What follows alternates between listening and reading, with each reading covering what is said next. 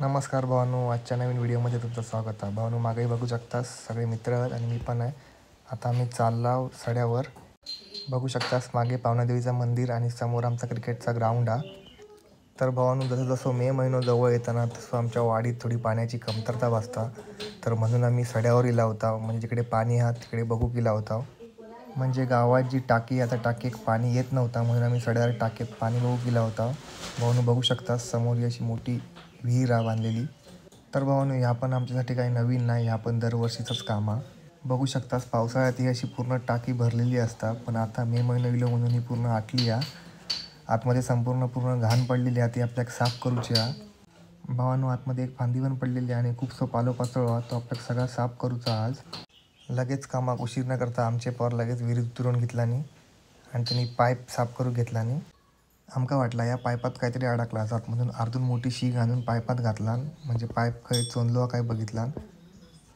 पाईपाच्या आतमध्ये शीग घातल्यामुळं सगळी जी काही घाण होती पाईपातली ती सगळी बाहेर इली आणि थोड्याच वेळात बाहेर पाणी पण थोडं येऊ लागला.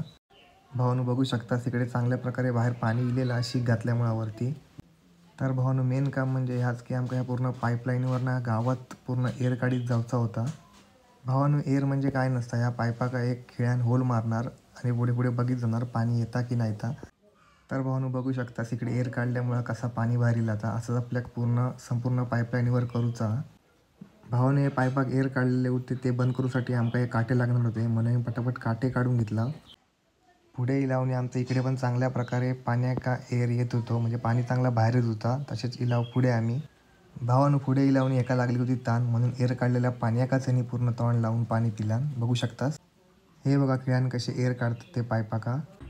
तर भावानं एअर यासाठी काढता की आतमध्ये पाईपात जी हवा असतात ती पूर्ण बाहेर येतात आणि त्याच्यानंतर पाणी बाहेर येतात. बघू शकतास पुढे लावून एका पोरग्याका पाईपाका होल मारू दिला. तर बघू शकतास भावान केवढं होल मारला ना तो.